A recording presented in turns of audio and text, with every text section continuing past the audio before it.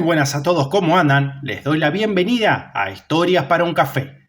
Pasemos a otro de los antiguos imperios africanos, esta vez en lo que hoy es Senegal. Vamos a conocer más acerca del imperio Wolof. En caso de que este tipo de contenido sea de tu agrado, te invito a suscribirte, así estás al tanto de los nuevos videos. Ahora sí, comencemos. El imperio Wolof o Wolof fue un estado de África Occidental que gobernó partes del actual Senegal desde 1360 hasta 1549. Los diferentes relatos tradicionales del pueblo Wolof coinciden en que el fundador del estado y posterior imperio de Wolof fue Ndiadiane Ndiaye, quien vivió en el siglo XIII. La fundación del imperio tuvo lugar gracias a la asociación voluntaria de varios estados pequeños de Walo, en el norte.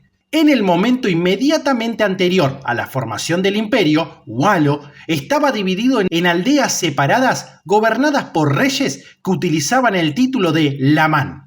La leyenda de Ndiadiane Ndiaye es bien conocida. Una disputa por madera cerca de un prominente lago estuvo a punto de llevar al derramamiento de sangre entre los gobernantes, pero fue detenida por la misteriosa aparición de un extranjero que venía del lago. El extranjero repartió la madera justamente y desapareció, dejando a la gente sorprendida. El pueblo se embarcó entonces en una segunda disputa y cuando regresó el extranjero lo secuestraron. Le ofrecieron el reinado de su tierra y lo convencieron para aceptarlo y convertirse en mortal, ofreciéndole una hermosa mujer con la que desposarse. Cuando el gobernante del reino de Sine conoció sobre estos eventos, y siendo él también un gran mago, se dice que exclamó con asombro Ndiadiane Ndiaye, en su nativo idioma serer. El gobernante de Sine sugirió entonces que todos los gobernantes entre el río Senegal y el río Gambia se sometieran voluntariamente a este hombre, cosa que hicieron. El nuevo estado de Wolof, nombrado por la provincia central donde el rey residía, fue vasallo del imperio de Malí durante la mayor parte de su historia temprana.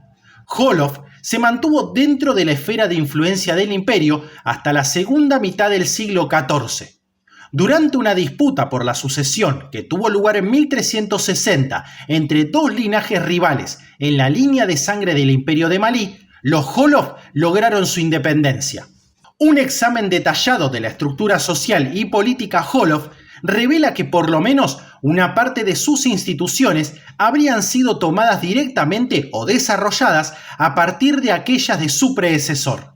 Los portugueses llegaron al imperio Wolof entre 1444 y 1510, dejando escritos relatos de gran detalle sobre un sistema político muy avanzado.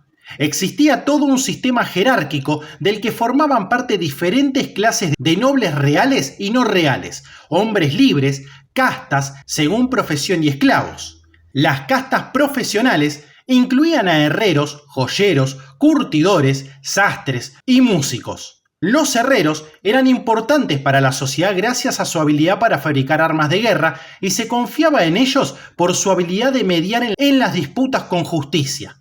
Por otro lado, los griots eran empleados por las familias más importantes como cronistas y consejeros, y sin su concurso, la mayor parte de la historia de Wolof no sería conocida. La nobleza Wolof era nominalmente animista, pero algunos combinaban esta práctica con el Islam.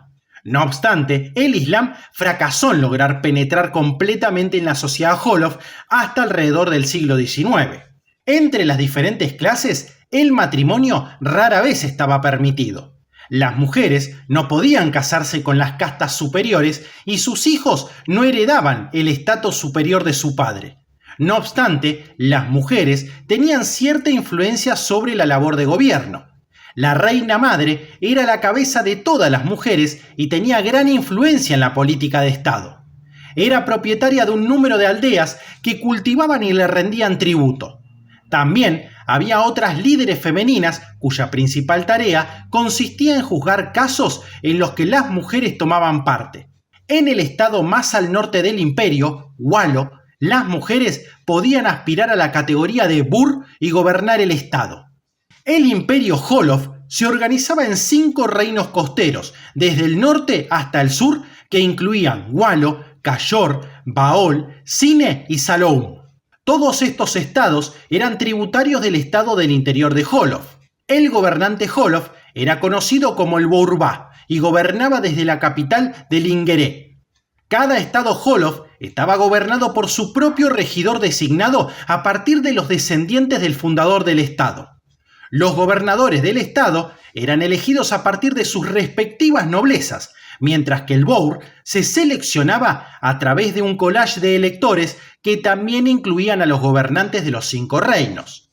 Existía el bourg de Wallo, el damel de Cayor, el teni de Baol, así como los 2 lamans de los estados Serer de Siné y Saloum. Cada gobernante tenía autonomía práctica, pero se esperaba de él que cooperara con el bourg en asuntos de defensa, comercio y provisión de ingresos imperiales. Una vez designados, los nuevos gobernantes tenían que pasar por elaborados rituales para familiarizarse tanto con sus nuevas responsabilidades como con su estatus divino.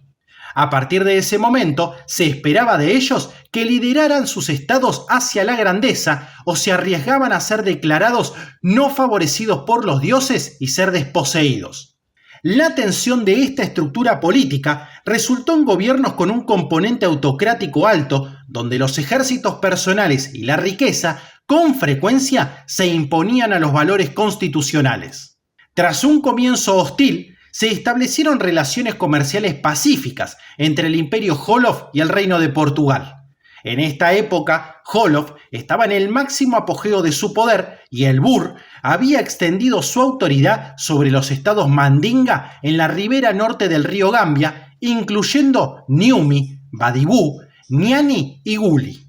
En los años 1480, el príncipe Bemoy gobernaba el imperio en nombre de su hermano Burbirao. Tentado por el comercio de los portugueses, trasladó la sede del gobierno a la costa para beneficiarse de las nuevas oportunidades económicas. Otros príncipes, opuestos a esta política, depusieron y asesinaron al Bourg en 1489. El príncipe Bemoy escapó y buscó refugio entre los portugueses, quienes lo llevaron hasta Lisboa. Allí intercambió regalos con el rey Juan II y fue bautizado. Ante la oportunidad de colocar a un aliado cristiano en el trono, el rey Juan II envió una fuerza expedicionaria al mando de un comandante portugués, con el objetivo de devolver al príncipe de nuevo a Jolof. Ninguna de las 2 intenciones fue lograda. Una disputa entre el comandante y el príncipe llevó al primero a acusar a Bemoy de traición y a matarlo. A pesar de diferentes luchas internas, el Imperio Jolof se mantuvo como una fuerza reconocida en la región. A comienzos del siglo XVI, era capaz de sumar una fuerza de 100.000 soldados y 10.000 caballeros. Pero las semillas de su destrucción habían sido sembradas por las perspectivas del comercio atlántico. Prácticamente todo lo que había hecho crecer al Imperio Jolof se estaba ahora desmoronando.